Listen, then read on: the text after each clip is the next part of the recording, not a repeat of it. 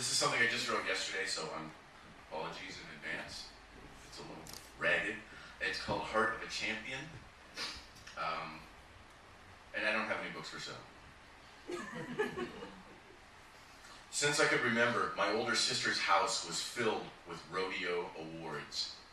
A floor-to-ceiling glass case of trophies and buckles. Another room of champion saddles. A horse trailer with her name painted on the side. Heroic framed photos of her family competing in rodeo events. To my young eyes, this stuff seemed like gleaming tokens from another planet. Nobody in my family had ever won anything. I never hated her for being a rodeo jock. I was never interested in that. By the age of 10, I had been kicked in the face by both a horse and a cow. So fuck that. I preferred dogs and cats. If they didn't like you, they just ran away and never came back. Having trophies in the house was exotic beyond belief.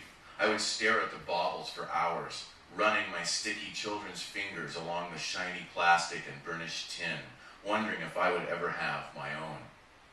Americans love success. We covet our rags to riches legacy. Each day, businesses ship truckloads of trophies up and down our nation's highways, delivering millions of monuments to victory, topped with little humanoid figures wielding basketballs, footballs, rifles, tennis rackets, bowling balls, and golf clubs. Illustrious objects are sprayed with gold and hoisted aloft on the wings of angels, from cars and trucks to planes, bicycles, cows, horses, pigs, eagles, globes, trumpets, Victrolas, popcorn buckets, and whatever the Emmy Award is supposed to be. The message is clear. Be a winner. There are no limits. Live your passion. See your dreams come true. So what was the deal with my family? Except for my sister, who was apparently some freak of nature. Why were we such losers? When the immigrants' boats came ashore, did the Native Americans look at my ancestors and point at them and laugh? One thing was for certain. Within my own chest did not beat the heart of a champion. Here are some things I never heard in my youth. Son, I always knew you had it in you. Sir, would you be willing to teach me? What is it with you? Let some other people win for a change. In junior high, before each wrestling match, I stood on the mat in my little uniform, and as a Star-Spangled Banner played, my eyes would scan the crowd, hoping to not see my parents. If I did spot my mom in the stands, my gut would twist, and I'd always end up losing the match. Years later, I would remember this and think, God, how fucked up is that? I asked my older brother, who was also a wrestler, if this was an unhealthy reaction, and he brightened up. Oh, me too. Pediatrician Dr. Spock influenced generations of Americans with his theories on how to nurture children, urging parents to be more encouraging and flexible and supportive. In my house, hello? Okay. In my house, Dr. Spock was just that guy on a TV show with pointy ears. My second book came out in 2000, and the launch party was held in a bar, coincidentally at the same time as a visit from my parents. It was a typical San Francisco affair with large and lovely go-go dancers, a rock band with guitars made from toilet seats, and a mouse taxidermy demonstration, which was projected live onto a big screen. A newspaper reporter showed up to cover the party, interviewing people in the crowd. She was introduced to my dad. What words of wisdom might he have about raising a successful published author? Sure, he smirked. What do you need to know? Straight A student, captain of the football team. He sipped his beer and walked away.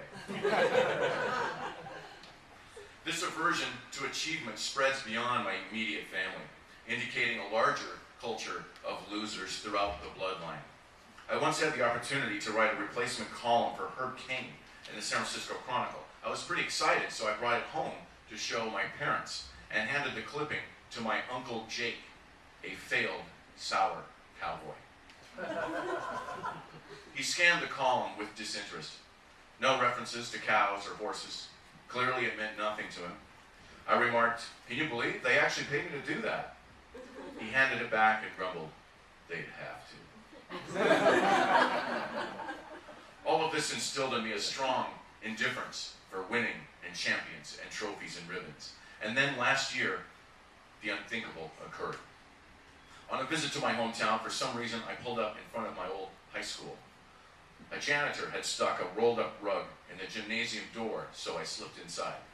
The school had built a new extension to the gym lobby, and from what I could tell, it was necessary because of all the trophies. There had always been some award cases, but now the trophies had spread like fungus, running up and down and across the walls to the newer extension. From a distance, they all looked identical. A wooden shape of the state of Montana with some sort of gold figure heroically posed. Is this what motivated kids today? A cheap wooden and plastic memento with their name on it?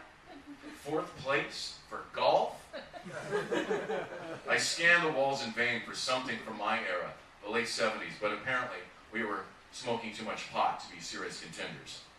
I did notice that in my senior year, we won 1st place at state in gymnastics.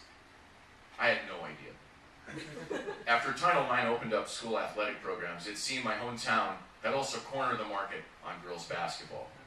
And then I saw it tucked away in the back of one of the older cases. 1st place in division for wrestling, 1976.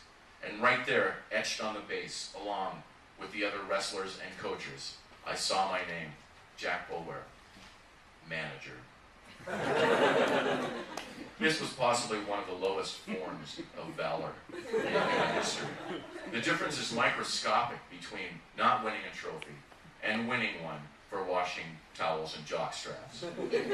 I considered smashing the glass and stealing the award and bringing it back to my house to display. But why? Would it make me take more pride in my laundry? Instead, I took out my phone and I started snapping photos. It was pretty pathetic, but at last, I finally had a trophy. Over the holidays, I'd meet up with my sister, the rodeo queen. She just moved into a new house, decorated in what one might call turbo-western. I walked through her home looking at all the rodeo shit, but there's no photos on the walls. No trophy case, no saddles, no belt buckles, nothing. It was like she had finally woken up from a 40-year achievement-filled nightmare. I asked her, "So hey, where's all the trophies?" She wrinkles her nose and replies, "Oh, what's the point? Thank you."